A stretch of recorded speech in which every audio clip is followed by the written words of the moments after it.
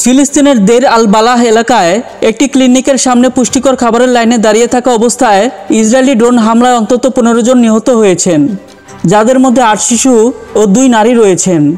Project hope নামক একটি মার্কিন সাহায্য সংস্থা এই ঘটনাকে আন্তর্জাতিক আইনের লঙ্ঘন বলে আখ্যা দিয়েছে। হামলায় নিহতদের জানাজা আল আকসা হাসপাতালে অনুষ্ঠিত হয়। প্রত্যক্ষদর্শীরা জানান, আচমকা ড্রোনের শব্দের পর বিকট বিস্ফোরণে এলাকা কেঁপে ওঠে।